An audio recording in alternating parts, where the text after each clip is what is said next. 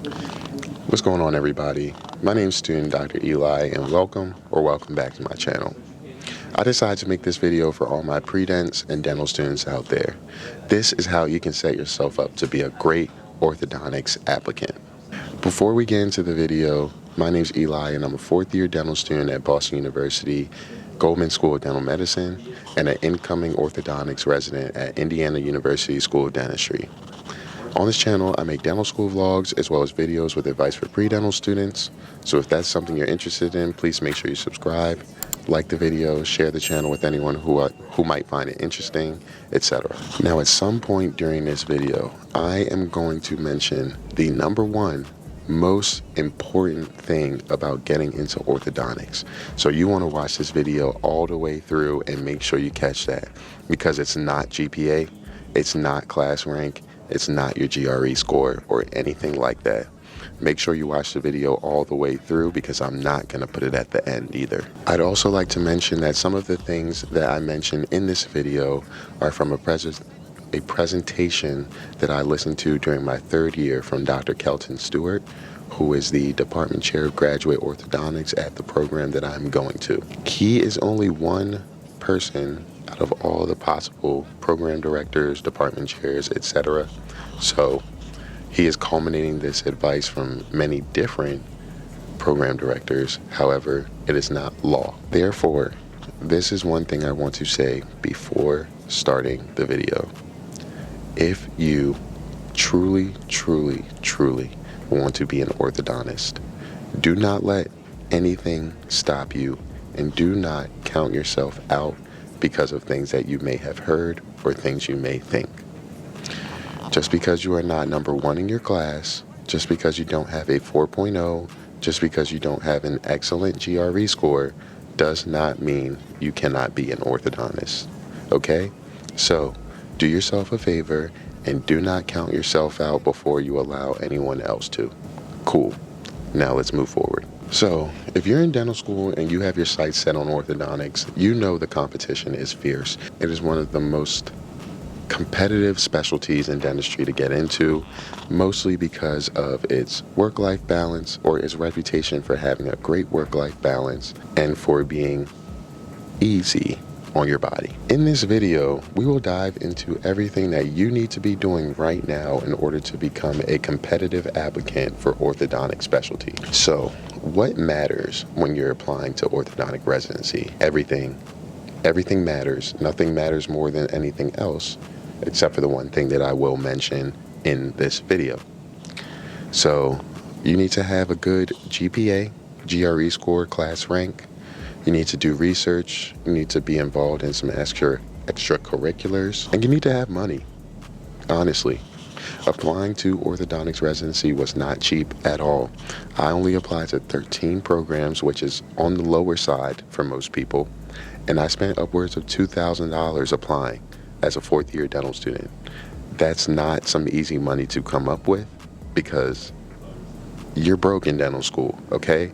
I don't make that much money from YouTube to just be applying to 20 plus programs, but a lot of people do apply to 20 plus programs. So I'm gonna break all of these different things down into different sections, and we can talk about why each one is important and kind of how to attack each one so that you can become a great applicant for orthodontics. So of course, number one, let's get it out the way, academics. Everyone knows that a good way to set yourself apart is having a high class rank, a high GPA, etc. However, I want to be clear about one thing. Grades aren't everything, and good grades and a high class rank don't guarantee you an acceptance. I have a personal anecdote to attest to that, to kind of explain to y'all what I mean. I have a friend who applied to orthodontics before I did. Like, they graduated dental school before I did, they applied before I did, and they didn't get any interviews, and of course, as a result, they did not match. Now, this person had a very high GPA, a very good class rank, and that still did not propel them to the point where they could get interviews. So that's why I'm saying that good grades don't guarantee you anything. They are an important part, but they are not everything, Okay? Now, why that person didn't get any interviews, we will truly never know. That's kind of the whole thing when it comes to applying to these specialty programs. None of us really know what they're looking for. And honestly, different programs are looking for different things. However, I can tell you one thing, every program saw that transcript, they saw those grades and that GPA, and they passed. So it can't be just about your grades or GPA. Either way, these are my tips for keeping your grades high. Form a good study group, study often and be consistent with your study routine. Seek mentorship or help from faculty if you find yourself slipping and falling in different classes. And be consistent with your study schedule. Set a time, a good amount of time each day that you can just sit and study and review your material, and you should be fine. Dental school is hard, but it's all about time management.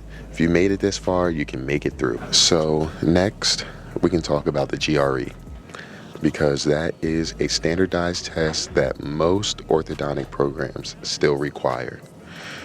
Now, someone like me, when it came time to take the GRE, it was pretty daunting. Why? Because this GRE is for people that are going to grad school, right? So it's supposed to be, or it's kind of meant to be made for people who are about to graduate undergrad. I graduated undergrad 8 years ago, which means it's been a very long time since I've seen calculus, geometry, algebra, statistics, etc. And as a result, this exam was a lot of refreshing from a long time ago. I ended up taking the GRE twice. I took it the first time, my scores weren't bad, but I wanted to take it again because I felt like I could do better in math. Of course, I studied, took the exam again, and my score went up in every section except for math. So, small win, but not what I was hoping for. Either way, after 2 attempts, I said I was done with the GRE and I'm going to move on. If you are planning on applying in orthodontics and studying for the GRE, I recommend Magoosh GRE Prep. It's online. I paid about $100 for 1 month subscription, but you can get like a 6-month or something like that. I used that the second time I took it because I didn't find out about it until the day before I took my first attempt. So, yeah. Saving y'all some time. Magoosh GRE Prep online, Magoosh. Go check it out. This is not sponsored. Now, another thing is clinical experience. I'm fortunate enough to go to a school where we are allowed to do Invisalign in our pre-doc setting, and I'm also fortunate enough to go to a school where we have orthodontics post-doc program. So we have an orthodontics residency here that allowed me to not only get the clinical experience of having my own Invisalign cases where I can learn orthodontics clinically under our pre-doc orthodontics director, but I could also shadow in the post-doc orthodontics department, and that helped me form relationships with residents, program directors, etc., and kind of helped me get an inside network and learn more about what I needed to do. So this is also important. If you have the opportunity to go shadow orthodontists, etc., not saying that will bump you up or really mean anything in your application, but it does matter. It shows the programs that you've truly sought out all the information about orthodontics, and you know what you're getting yourself into, and you've confirmed that this is what you want to do for the rest of your life as a dentist. Next thing that's very important in orthodontics, research. A lot of people who are planning to apply to orthodontics do research in dental school. I didn't do research in dental school.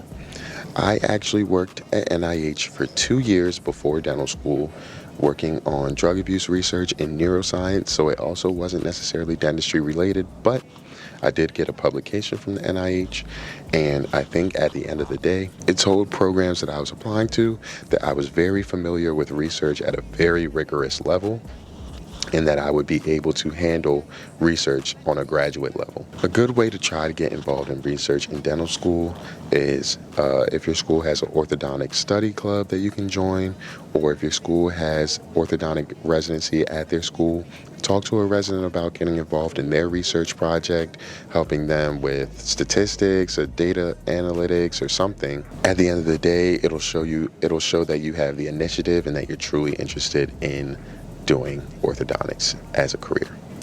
Publications are a plus for sure. However, if you can do anything that speaks to your research experience, whether it be a poster presentation, etc., that matters. So try to get involved in research if you can. Now, before I continue, I will talk about the one most important thing. I truthfully think the most important thing when it comes to applying to orthodontics is how bad you want to be an orthodontist. And when I say that, this is what I mean. Orthodontics has this reputation of being for the best students, the most competitive residency. And as a result, there are going to be a lot of people that just rank very high in their class and decide, I'm going to apply to orthodontics because I should be specializing because I'm one of the top ranked in the class. However, orthodontics is a discipline that involves lots of social interaction with people that are much younger than you. And therefore, they're not looking for people who are sticks in the mud. They're not looking for people who aren't really passionate about orthodontics. You need to really have that burning passion within you that wants to be an orthodontist. That is the most important thing. If you have that, everything else will fall in place. So the last few things I'm going to talk about are not as important, but of course they're part of your application, and therefore if they're part of your application, they have some degree of importance. Extracurriculars and leadership. As I mentioned when I'm giving pre-dents advice, I think what's most important is that you get involved in a few things, not over-involved, but get involved in a few things that you are passionate about and continue to grow within those organizations. So for example, I'm very passionate about involving minorities in dentistry and increasing the minority population of dentists. So I got involved in SNDA in dental school. I served on the e-board on my local chapter level in my second and third year of dental school. And now as a fourth year, I'm on the national e-board serving on a national level. This shows my commitment to my passions within dentistry, and that speaks to a very high degree. It shows that I'm very passionate in something and I'm willing to grow within it and truly devote my extra time to it. Another thing I got heavily involved in while I was at school was being a school representative, a matriculation ambassador, and an admissions ambassador. So in my second, third, and fourth year, I served as a matriculation ambassador, which is basically an orientation advisor. I help with orientation week for the D1 students and the first year AS students every year. And as a third year and a fourth year, I was an admissions ambassador, which means I also came to school one Sunday a month and helped do like the admitted students visit days, school tours, student panels, etc., as well as online Zoom panels for all interviewed students. So I can confidently say I've seen just about every single person at this school now from their first day here, because I'm a fourth year, and every single year that's here, I've been an matriculation ambassador, meaning I met them on their first day of orientation, every single student that's in the school. And as an admissions ambassador, I've also met them before they even got to the school. So these were things that I was very passionate about and I stayed involved in through all my years in dental school, and I think that mattered. Next thing, letters of recommendation. I think these matter a lot. It's a program's way of reading about you from someone who knows you well and that they may or may not find reputable. I decided to get many letters of recommendation. I asked our pre-doc ortho department chair, Dr. Pan, and like I mentioned, I was seeking out Invisalign cases in clinic, and I think that working on these cases with her allowed me to develop that relationship to ask her for a letter of recommendation. So her, Dr. Dunham, who is the Dean of Diversity and Inclusion here, and also was a faculty in some of my pre-doc courses. Dr. Dingle, who is another faculty that I've worked with in pre-clin as well as in clinic. I got two mentors that I had outside of school. One that I did my Apex program with that could speak highly to my character and my desire to be an orthodontist, and I think that all of those mattered. So I would say carefully consider your letters of recommendation and who's writing them, because you want good letters that will speak highly of you and get a program director to take a chance on you. So the last thing, of course, is your personal statement. And if you're fortunate enough to get invited for interviews, it's your interview. This is where you tell people who you are, why you want to be an orthodontist, and you give them your spiel on why they should pick you.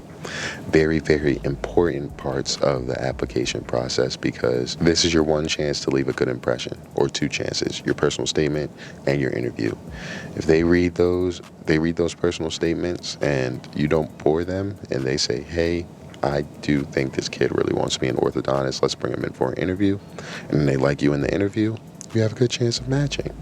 It sounds very simple, but there's a lot of steps that come before you get to that point. All these steps matter. So, like I'm saying, do these things. Pay very close attention through your dental school career to your GPA, taking the GRE, doing research, getting involved in extracurriculars, getting clinical experience, and have a good personal statement that can really explain why you want to be an orthodontist. And then when you apply and you get to that interview, rock the interview, and you'll be just fine. If you are new to my channel and you want more information on what an orthodontist is and why I wanted to do orthodontics, you can check out the video that I'll put in the end screen of this one, and it'll explain everything to you pretty well. That's all I have for this video. Thank you all for watching. My name's student Dr. Eli. Once again, make sure you subscribe, share the channel with anyone who might find it interesting, and I'll see you all in the next video. Peace. I told her stop telling that thing she seen and told her meet me at the Ritz. Let's go. I got baguettes in the back of my ring and I went he trying to hit. I told her she gotta run to the team before she can talk to the lit. Before she can talk to the jet.